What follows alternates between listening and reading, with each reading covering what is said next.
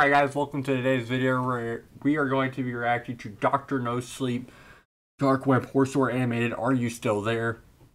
Let's just hop right into this without any further ado. A beep jolted me back to reality as I realized I'd once again fallen. Let's play a game. I opened my eyes, only to be immediately blinded by the immense brightness emitted from the computer screen. Another beep sounded. It was the all-too-familiar notification sound, alerting me to a message. "Hello?" the first message said.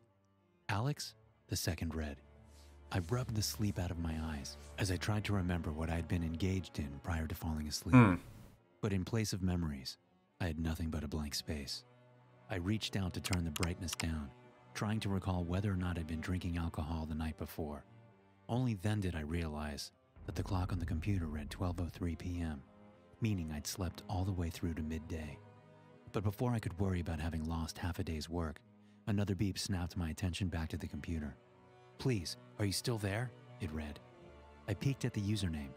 It was someone named LemonCake34, a seemingly auto-generated name. By the look of the microscopic profile picture, he was a man close to my own age. Based on the length of the chat, we'd been talking for quite some time. If that was the case, why couldn't I remember him? My head ached as I tried to figure out where we'd left off. The only clue I had was the unbelievably long chat log with a stranger I couldn't remember meeting. Before even thinking about responding to his latest message, I decided to scroll through the history to get a glimpse into the time I'd lost. According to the text, we'd been talking about everything from music to movies to personal life experiences. He was a stranger, sure, but we'd definitely become acquainted during our chat. Then I turned to my bedroom window. So, it was I don't... totally dark outside. Is it just a chat story, or is he on the dark web chat box, or where's the dark web coming to this? Is what I want to know. Considering the time was supposed to have passed midday, even with the blinds shut, at least a hint of daylight should have made its way inside. I wanted to stand up to figure out what was going on, but before I could, another message from LemonCake34 popped up. "Please, man, I'm scared. Don't leave me alone. What is going on?" The window would have to wait. I redirected my attention to the chat with a head full of unanswered questions. "What's going on?" I asked. "Thank God you're still there. I don't know what to do. I tried to call for help, but there's no signal. I can't open any other web pages. This is all that works." Oh, it's on the Tor browser. Yeah, so it's dark web. Stuck where?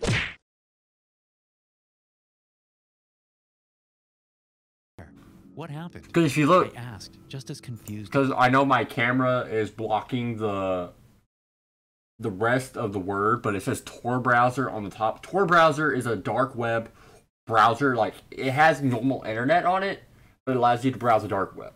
I've never been on the dark web myself, but I've watched enough of these videos to know what the Tor browser is.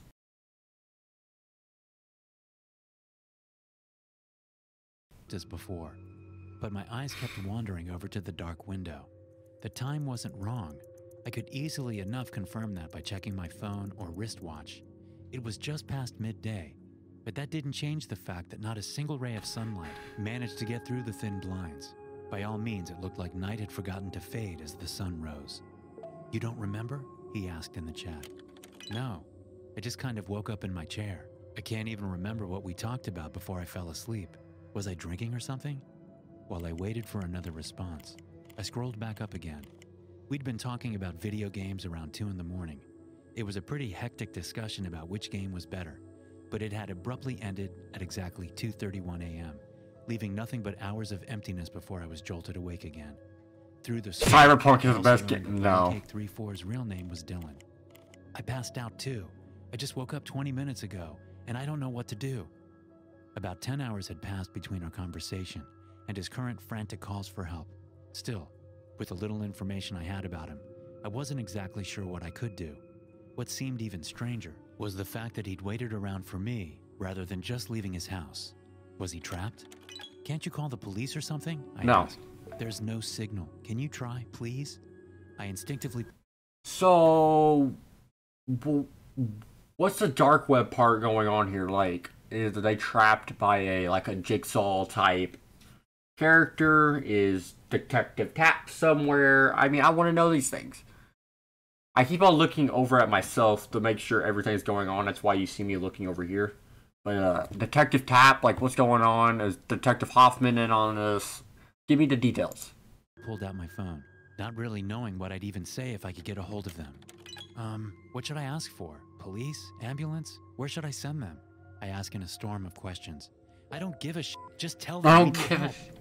We? I typed in as an inexplicable sinking feeling formed in my stomach. You really don't have any idea what's going on? Just look out the window. Again, I looked at the unnaturally dark window. Just the sight of it sent shivers down my spine. I should have checked it out already, but I distracted myself with the chat, not because I wanted to, but because I was afraid to look outside into the darkness. After what felt like an eternity of hesitation, I got up from my chair and walked with slow, nervous steps towards the window. Once there, I opened the blinds and looked through the unobstructed windows. There was nothing there.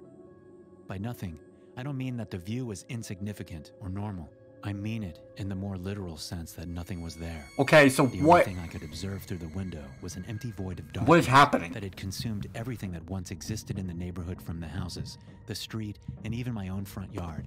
I took a few steps back in a mixture of awe and absolute panic. I wanted to run, but where to? I didn't know. So I followed my instincts and tried to rush out the door. It was locked. It was locked, of course. I hammered on it, trying to kick it in, but it wouldn't budge. In a way, it felt as if the room behind the door had been filled with concrete, because no matter how hard I kicked it, it didn't move a single inch.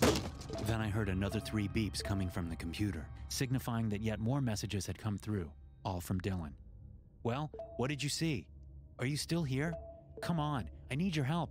I sat back down with trembling fingers and typed in a response. What the hell is happening? There's nothing outside. Where did everything go? I asked. I don't know. I tried calling the police. I tried messaging someone, but nothing goes through. Okay, so who's causing this? Left, he said. I can't even open the door, I typed in, feeling defeated. It wouldn't help anyway. There's nothing on the other side. You can break it down, but it wouldn't really help us. He paused for a while after that, probably left speechless by the predicament we shared. For a moment, I just sat there listening to the deafening silence. All the sounds I'd taken to sound of silence. To sound of silence. People talking, birds chirping, the wind blowing. It was all gone. The mild tinnitus I'd had since my teenage years tripled in intensity in the wake of all sound, making it possible to hear myself think. I needed to escape. How did this happen? I finally asked. We were just chatting about games when the world outside vanished. I didn't even notice at first. There weren't any sounds or loud noises. Everything just kind of anticlimactically vanished. I only noticed because the internet stopped working, cutting off the music I was listening to. Then I noticed the darkness outside. After that, I just kind of passed out. Can't explain it, he said. You really don't remember that? No. It's all blank. I don't even remember talking to you. If not for the chat, I wouldn't even have believed it, I responded. Wow. Doesn't matter. There's really not much to remember. We just need to figure out how to get out of here. Wait, hold on. What? I asked. Oh, God, there's something outside, he typed in. Outside? You mean in the void? I asked. Yes, there's something out there in the dark. I don't know what it is, but it's getting closer. What does it look like? I kept asking. Your mom. It's like a red shape. It's really far away, but I think it's getting closer. I took a peek outside the window. There was nothing there on my end, except for the infinite darkness. I rushed back to the computer just in time to see another message pop up. It saw me. It's coming this way. Please, help me. Hide, I futilely suggested, but it was too late. Dylan never responded after that. For the next hour, I sat glued to the computer screen in a hopeless attempt at regaining contact. I kept waiting for an answer that would never come. Whatever he saw out there in the darkness, it had already killed him, and I knew I'd be next. That was 3 days ago. I've since closed the blinds, not daring to look outside should that creature be out there waiting. However, I fear thirst will kill me long before the creature gets a chance.